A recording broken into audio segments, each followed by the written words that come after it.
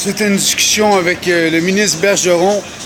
Après plusieurs interventions de la ville, un inspecteur est venu. Ils ont mis des pots à fleurs, ou plutôt des pots à arbres, devant le buffet. Ça fait que ça l'a fait un condominium pour les rats. La ville est venue porter des petites roches, est venue mettre des petits morceaux de roche entre les roches, mais les rats arrivent quand même à se faire un chemin. Alors la ville a harcelé le propriétaire du restaurant pendant plusieurs temps pour les rats et les souris, avant de réaliser que c'était de la responsabilité de la ville. Alors l'employé qui venait de la ville pousser des petites roches pour empêcher les rats de rentrer, eh bien, a été posté ailleurs et a perdu son poste permanent. Comme à la ville, on n'aime pas beaucoup les permanents, on les bouge tout le temps pour qu'ils perdent leur ancienneté. C'est une technique pour sauver de l'argent. Mais pour les payeurs de taxes et pour la rue La Gauchetière, c'est l'enfer.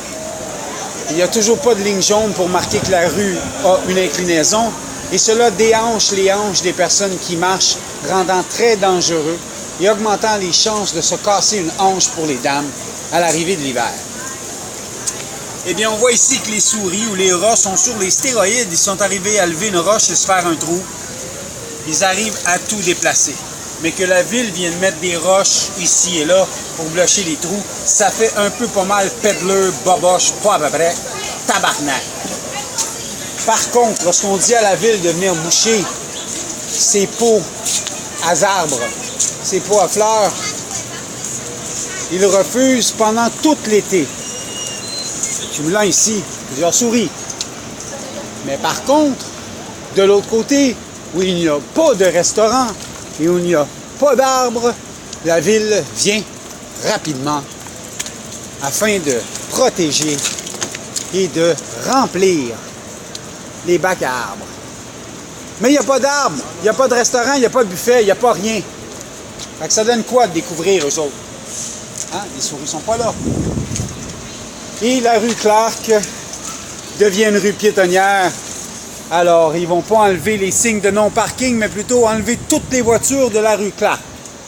2018, la rue Clark devient une rue piétonnière. Parole du ministre Bergeron, ancien directeur de l'urbanisme de l'Université de Montréal pendant 15 ans. Alors, c'est la personne à qui demander pour aller en hauteur. C'est lui qui a permis à la Tour des Canadiens de partir de 120 mètres à 170 mètres. Donc, un 50 mètres de plus. Mais tout ça, c'est à l'extérieur de Chinatown, où les gens n'ont pas une culture de tour. Mais c'est en Asie qu'ils ont une culture de tour.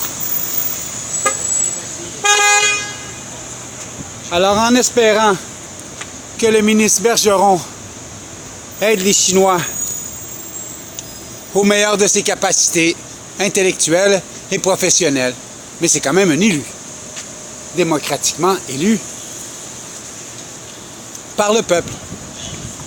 Alors, la rue Clark piétonnaire, ça va prendre des parkings souterrains et beaucoup d'ingénierie. Mais je lève mon chapeau, c'est la seule personne qui a fait quelque chose depuis le temps.